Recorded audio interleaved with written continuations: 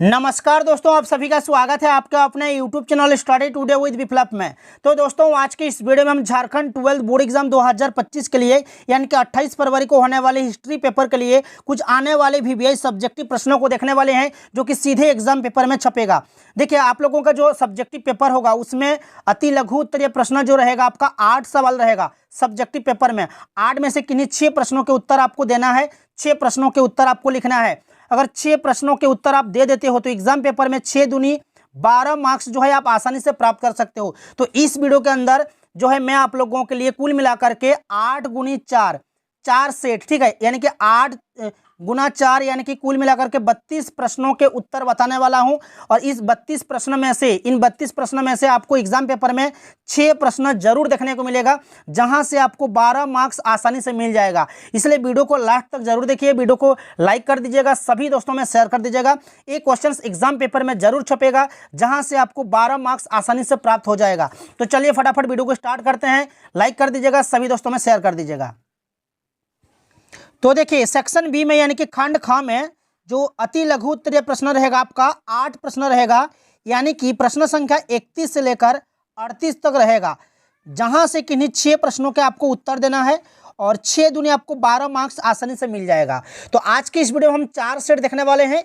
Exam से पहले अगर 4 सेट को देखकर जाते हो तो एग्जाम में 12 मार्क्स जो है आसानी से प्राप्त कर सकते हो। तो चलिए स्टार्ट करते हैं। सेट 1 का ये हमारा सेट 1 होगा और इसका जो पहला क्वेश्चन है कि सिंधु घाटी सभ्यता का भौगोलिक आकार कैसा है, तो त्रिभुजाकार होगा, ठीक है, त्रिभुजाकार होगा। कालीबंगा किस राज्य में है? कालीबंगा किस राज्य में है? तो राजस्थान में। कालीबंगा किस राज्य में है? तो राजस्थान, आपको याद रखना है।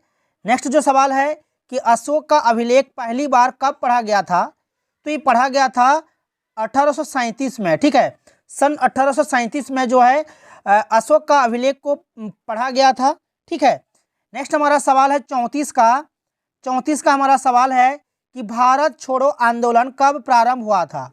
तो ये प्रारंभ हुआ था 8 अगस्त 1942 को, ठीक है, 8 अगस्त 1942 को। नेक्स्ट है कि नालंदा विश्वविद्यालय किस राज्य में है? नालंदा विश्वविद्यालय किस राज्य में है? तो ये बिहार में है। कहाँ है? बिहार में, ठीक है। नेक्स्ट हमारा सवाल है कि संताल विद्रोह का नायक कौन था? तो संताल विद्रोह के जो नेता थे सिद्धू कान्हू, ठीक है, तो यहाँ पर सिद्धू कान्हू आपका सही उत्तर हो जाएगा। आपको लिखना है सिद्धू और कान्हू, ठीक है। नेक्स्ट हमारा सवाल है प्रश्न संख्या 37 कि अमरावती का स्तूप किस राज्य में है? तो अमरावती का स्तूप जो है आपका आंध्र प्रदेश में है, आंध्र प्रदेश में, ठीक है। नेक्स्ट हमारा सवाल है कि विजयनगर साम्राज्य किस नदी के बीच में था? तो ये कृष्णा और तुंगभंगा के दोआब में, ठीक है, कृष्णा और तुंगभंगा के दोआब में, ये आपको लिखना है, ठीक है। चलिए देखिए, ये जो है सेट 2 है, ठीक है। सेट 2 का जो पहला क्वेश्चन है देख सकते हो कि धम्म का प्रचार करने अशोक ने श्रीलंका किनको भेजा?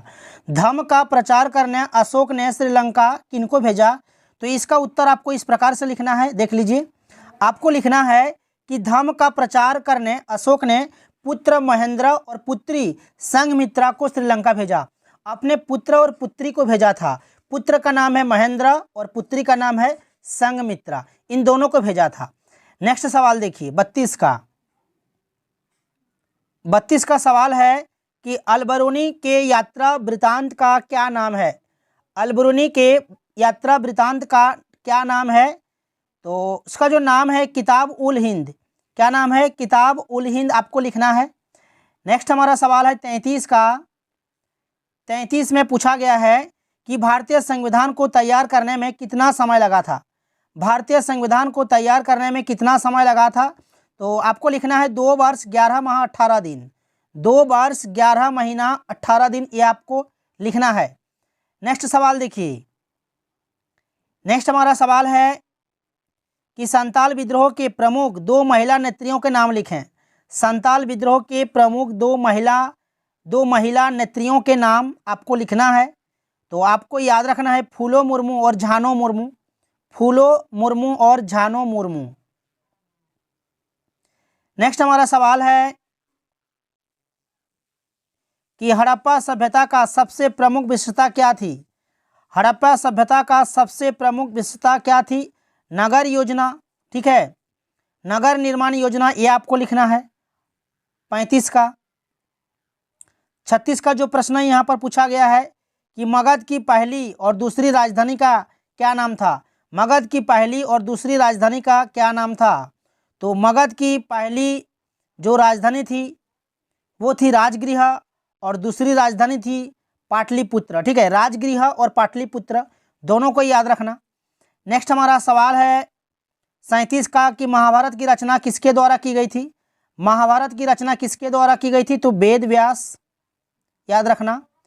नेक्स्ट सवाल है कि फायन, फायन किस देश का यात्री था। तो फायन किस देश का यात्री था। तो चीन का। तो यहाँ पर चीन आपको लिखना है, ठीक है। और महाभारत की रचना किसने की थी। तो आपको लिखना है महर्षि वेदव्यास। ये जो है आपका सेट 2 था।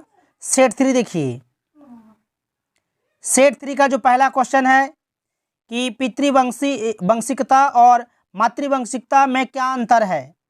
तो आपको किस प्रकार से लिखना है। आपको लिखना है कि वह वंश परंपरा जो पिता के पुत्र और पौत्र प्रपौत्र आदि से चलती है पितृवंशिकता कहते हैं। और दूसरा आपको लिखना है वह परंपरा वंश परंपरा जो माता से जुड़ी होती है मातृवंशिकता कहते हैं। तो इसी प्रकार से आपको लिखना है। नेक्स्ट जो सवाल यहाँ पर पूछा गया है कि सांची कहाँ स्थित है। सांची कहाँ स्थित है। तो आपको इस प्रकार से लिखना है। आपको लिखना है कि यह भोपाल से 2 किलोमीटर उत्तर पूर्वी की ओर पहाड़ी की तलहटी में स्थित एक गांव है। यह प्राचीन अवशेषों की भरपार है जिसमें बौद्धकालीन तोरण द्वारा मूर्ति और पत्थर की मूर्तियां मिलती है। तो इसी प्रकार से लिखना है आपको।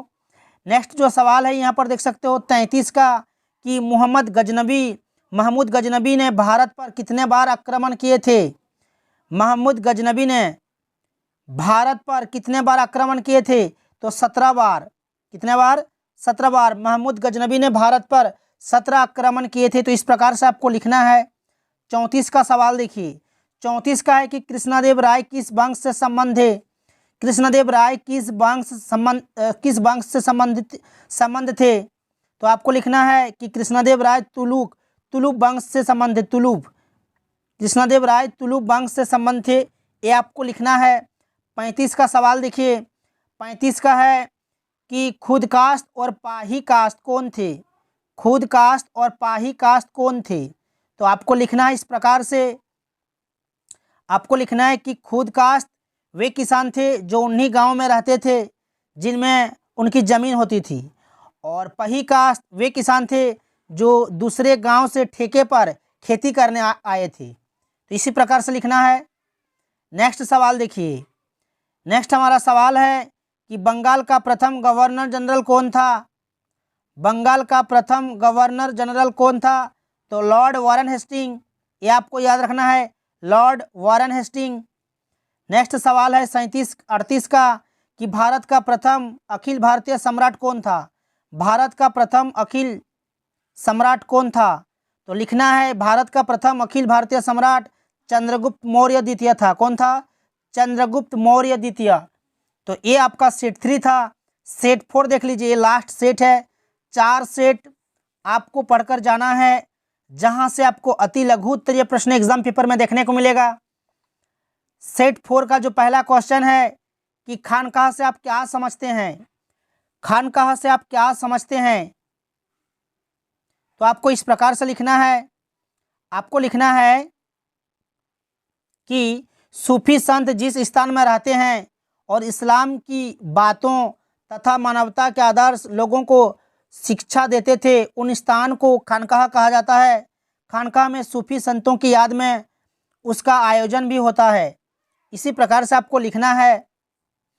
नेक्स्ट हमारा सवाल है कि मोहनजोदड़ो का शाब्दिक अर्थ क्या है। तो मोहनजोदड़ो का शाब्दिक अर्थ है मृतकों का टीला। मृतकों का टीला, ये आपको लिखना है। नेक्स्ट सवाल कि 1857 की क्रांति के तत्कालीन कारण की चर्चा करें। तो आपको लिखना है तत्कालीन कारण कि 1857 के आरंभ में सेना में नई एनफील्ड राइफल प्रचलित किया गया। इसमें प्रयुक्त होने वाली कारतूस को इस्तेमाल करने से पहले इसे दांत से काटा जाता था। कारतूस पर गाय और सुअर की चर्बी की टोपी लगी रहती थी। यह भारतीय सेना के धार्मिक भावनाओं की क्रूर अवहेलना थी। कारतूस की घटना ने बारूद के ढेर में चिरांगी लगाने का कार्य किया और विद्रोह फूट पड़ा। तो ये तत्कालीन कारण है, इस प्रकार से आपको लिखना है। ठीक है, नेक्स्ट हमारा सवाल कि सिंधु घाटी सभ्यता एक शहरी सभ्यता थी कैसे। ये आपका लघु उत्तरीय है। अति लघु है कि निर्गुण और सगुण भक्ति में क्या अंतर है। निर्गुण और सगुण भक्ति में क्या अंतर है। तो आपको लिखना है कि निर्गुण भक्ति परंपरा, इसमें अमूर्त निराकार ईश्वर की उपासना की जाती थी। इसमें अमूर्त निराकार ईश्वर की उपासना की जाती थी। और सगुण भक्ति परंपरा में क्या लिखना है कि इसमें शिव विष्णु तथा उनके अवतार और देवियों की पूजा मूर्त रूप में हुई। इसी प्रकार से आपको लिखना है। नेक्स्ट सवाल कि भारत छोड़ो आंदोलन कब और किसके द्वारा शुरू किया गया था। तो ये महात्मा गांधी के द्वारा शुरू किया गया था 1942 में। तो ये आपको लिखना है कि भारत छोड़ो आंदोलन 1942 ईस्वी में महात्मा गांधी द्वारा शुरू किया गया। ये आपको लिखना है। नेक्स्ट सवाल है 36 का। सभी से रिक्वेस्ट है वीडियो को लाइक कर दीजिएगा और सभी दोस्तों में शेयर कर दीजिएगा। नेक्स्ट जो हमारा सवाल है कि प्राचीन भारतीय इतिहास के अध्ययन में कौन कौन से स्रोत हैं। प्राचीन भारतीय इतिहास के अध्ययन के कौन कौन से स्रोत हैं। तो आपको लिखना है पुरातात्विक स्रोत और साहित्यिक स्रोत। पुरातात्विक स्रोत और साहित्यिक स्रोत। नेक्स्ट हमारा सवाल 37 का है कि भक्ति आंदोलन के 2 महिला संतों के नाम लिखें। भक्ति आंदोलन के 2 महिला संतों के नाम लिखें। तो आपको लिखना है कि भक्ति आंदोलन के 2 महिला संत अंडाल और कराईकाल अम्मेयार। अंडाल और कराईकाल अम्मेयार, ये आपको लिखना है। नेक्स्ट हमारा सवाल कि हड़प्पा सभ्यता का भौगोलिक आकृति कैसी थी। तो फिर से इस क्वेश्चन को रिपीट कर दिया। हड़प्पा सभ्यता का भौगोलिक आकृति कैसी थी। तो त्रिभुजाकार। ठीक है, तो ये 4 सेट था, यानी कि कुल मिलाकर के 8 गुना 4 यानी कि 8 चौके 32 प्रश्न आपका क्लियर हो गया, जहां से अति लघु उत्तरीय प्रश्न एग्जाम पेपर में पूछा जाएगा। वीडियो को कैसा लगा कमेंट्स जरूर कीजिए, लाइक कीजिए, शेयर कीजिए और चैनल में जुड़े रहने के लिए चैनल को सब्सक्राइब करके रखें। तो मिलते हैं नेक्स्ट वीडियो में।